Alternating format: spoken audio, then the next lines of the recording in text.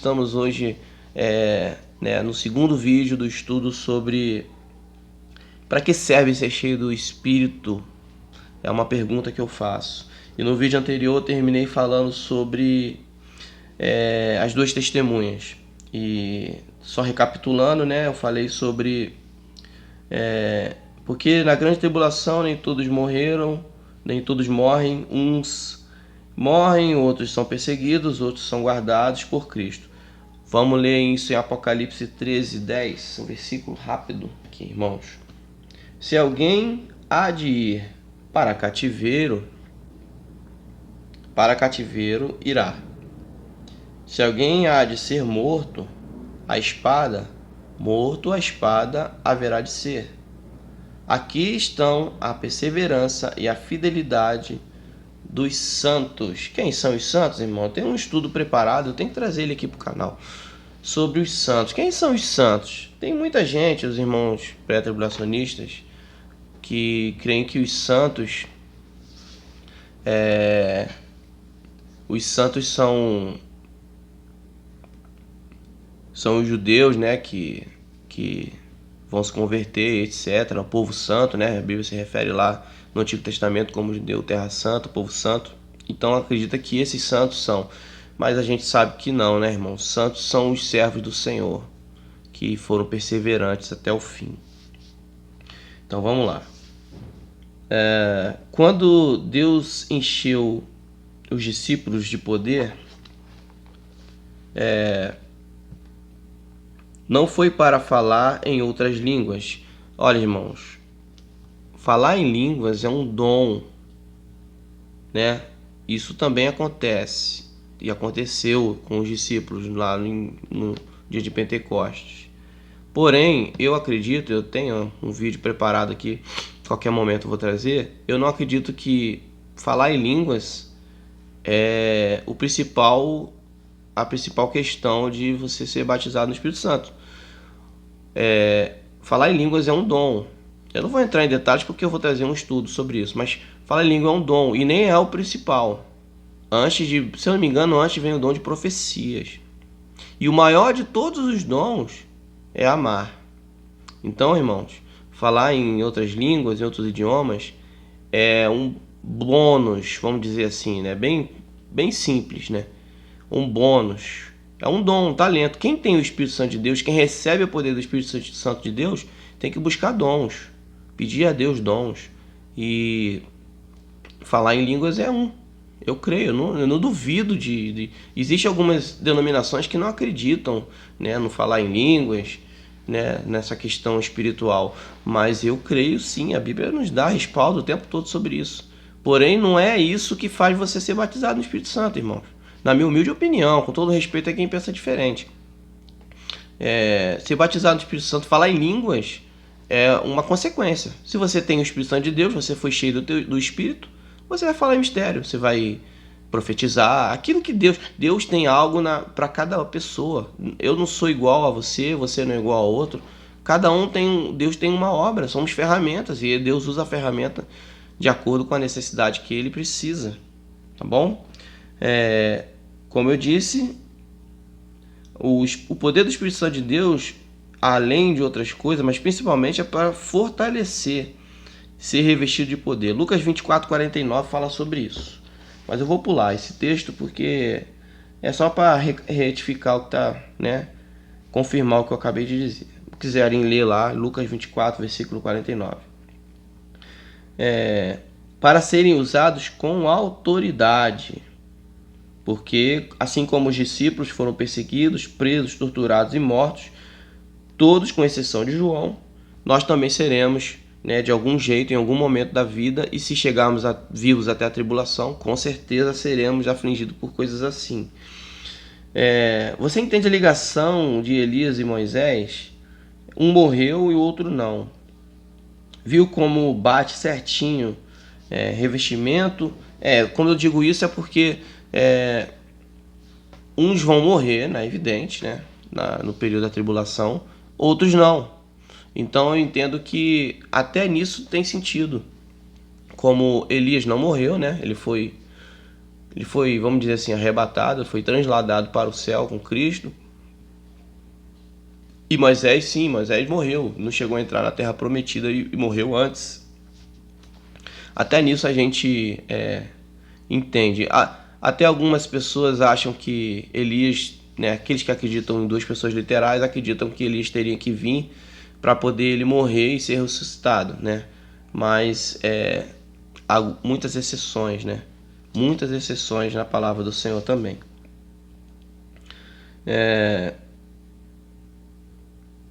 Revestimento é ser cheio uma vez mais, ou seja, você já tem o Espírito Santo de Deus e você é revestido com poder, né?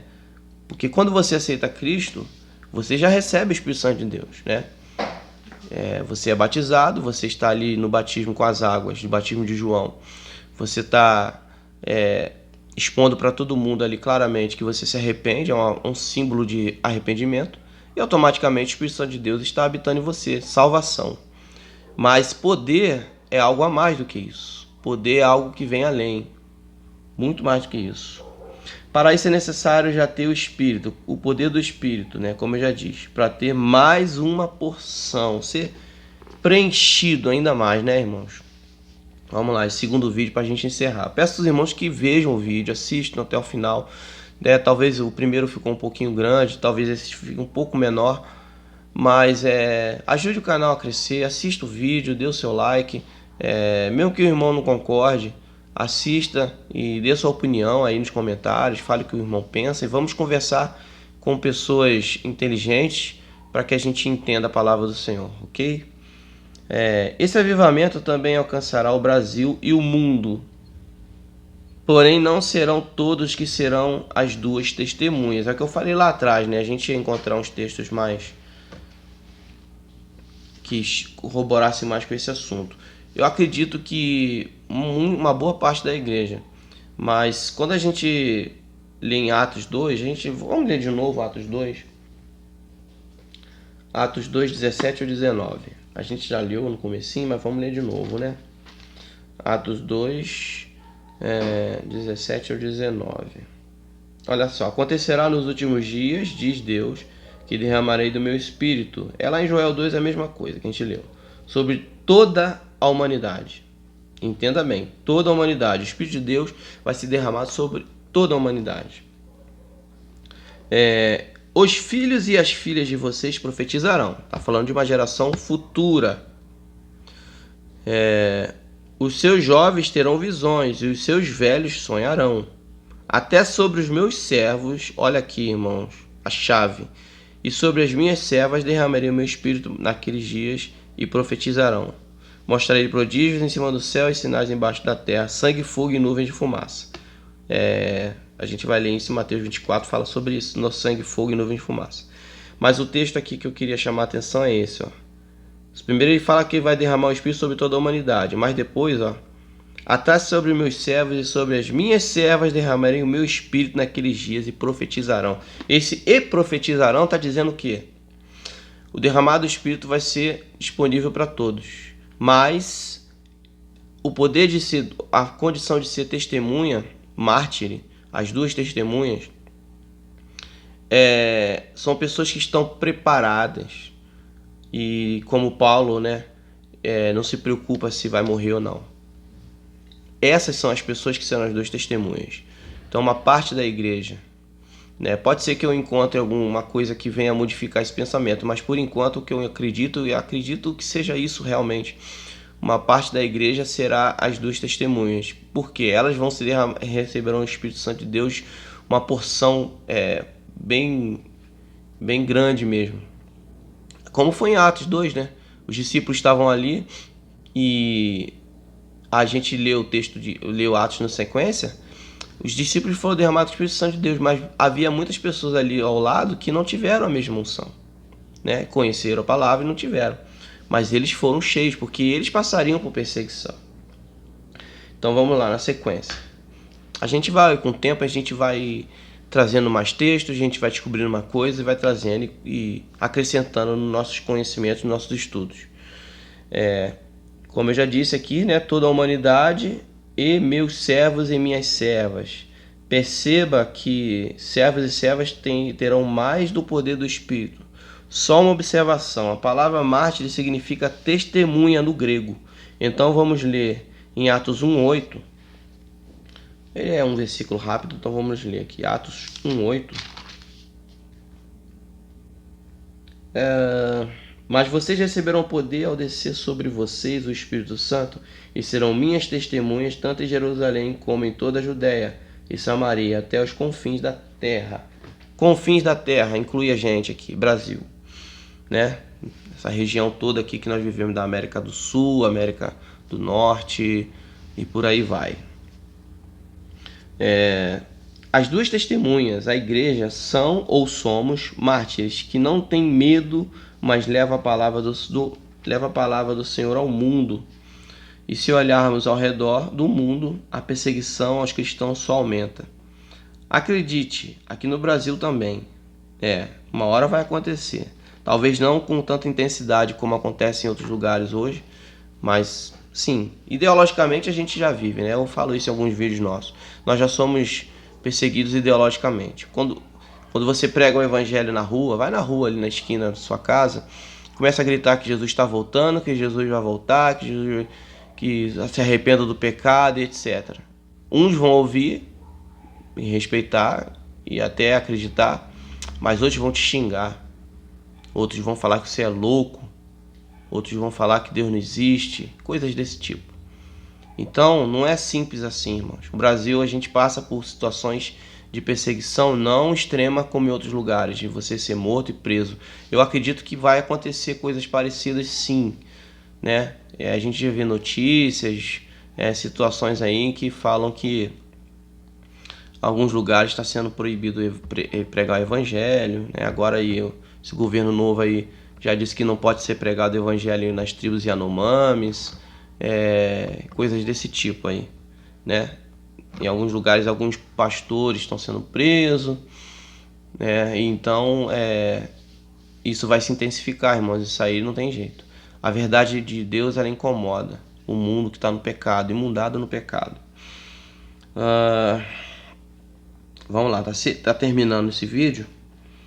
Então falta só algumas coisinhas aqui pra gente matar esse vídeo. A perseguição só aumenta. Aqui no Brasil também vai ser assim. Mas não devemos ter medo, temos que perseverar, como diz em Mateus 24:13. Então vamos ler. Mateus 24:13. Rapidamente aqui em Mateus 24, versículo 13. Mas aquele que perseverar até o fim será salvo. Para encerrar o vídeo, vamos ver aqui como a Bíblia se completa. Atos 2, 19 e 20 e Mateus 24, 29 e 30. Atos 2 a gente já leu, né? Que fala sobre o sol se escurecerá. Então, olha como é que esse texto ele encaixa certinho com Mateus 24, 29 e 30. Aqui, eu já vou abrir que já está aqui. Mateus 24, 29 e 30. Imediatamente após a tribulação daqueles dias. Olha, irmãos, após a tribulação daqueles dias. Aqui está claro, né, irmãos? Claríssimo, só não enxerga quem não quer. E imediatamente após a tribulação daqueles dias, olha o que vai acontecer antes da volta de Jesus. Porque isso aqui são prenúncios da volta de Cristo. O sol escurecerá, a lua não dará a sua luz, e as estrelas cairão do céu. Os poderes celestes serão abalados. Então aparecerá no céu o sinal do Filho do Homem, e todas as nações da terra se lamentarão e verão o Filho do Homem vindo nas nuvens do céu com poder e grande glória. Meu Deus, eu vou ler até o 31 também, eu vou ler, ó. E ele enviará os seus anjos com grande som de trombeta, e estes reunirão os seus eleitos santos, os santos de Cristo, dos quatro ventos de uma a outra extremidade dos céus. Lembra lá que, né, em Coríntios, eu vou trazer esse estudo ainda, que a volta de Cristo ela vai ser vista, né, como um relâmpago do Oriente ao Ocidente. Todos verão. Ele enviará os seus anjos com um grande som de trombeta. Essa aqui é a última trombeta, irmão. Sétima trombeta. Sétima e última trombeta. Essa aqui é a sétima e última trombeta, irmão. Não existe última trombeta e sétima trombeta separadas. É uma coisa só. É uma coisa só. E os seus anjos vão até quatro cantos da terra para buscar os seus salvos, que vão subir aos céus nas nuvens, e todo olho verá. E bate com Atos 2, 19 e 20, que a gente já leu, que fala sobre o céu, o sol escurecerá e a lua não dará sua luz, etc. Para encerrar, Apocalipse 11, 5 ao 6. Apocalipse 11. Novamente vamos abrir aqui.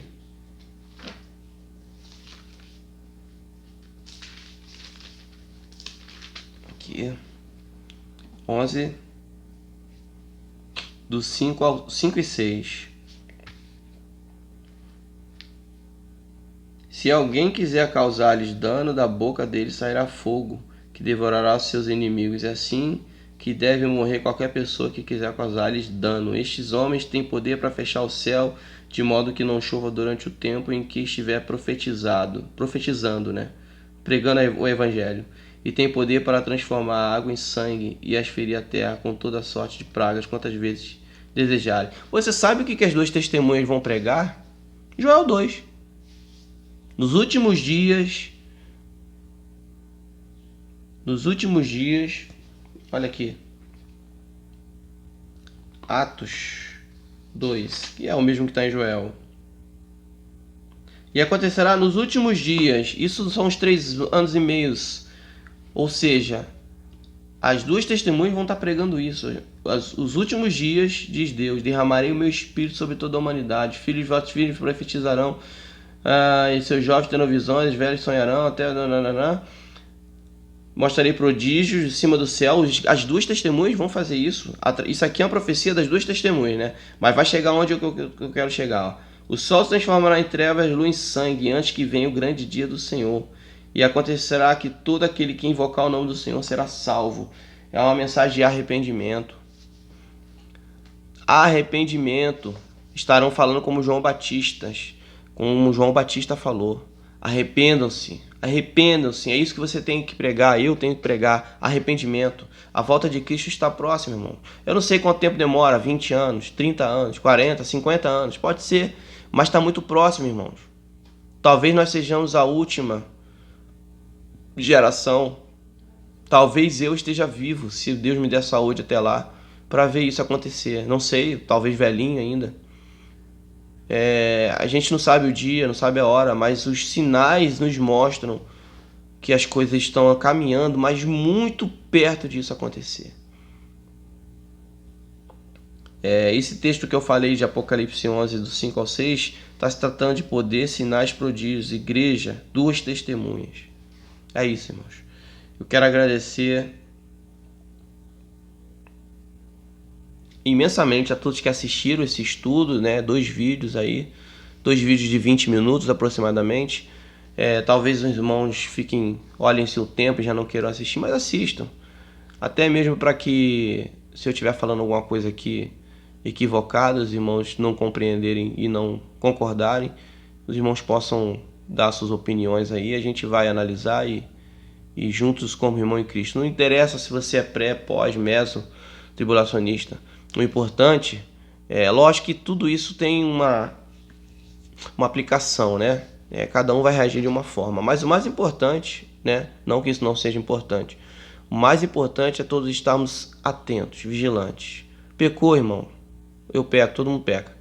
Se arrependa dos seus erros, busque a Deus em oração, leia a palavra, medite, ore, interceda pelo próximo, leve a palavra do Senhor. As pessoas, mesmo que você seja maltratado, que as pessoas te xinguem, não queiram ouvir, faça a sua parte. Faça a sua parte. Nós vamos conseguir alegrar o coração de Deus. Amém? Que você possa ajudar esse canal dando o seu like, o seu joinha. E compartilhando e se inscrevendo se você ainda não é inscrito. E lembre-se, aí vem o noivo. Fiquem todos com Cristo.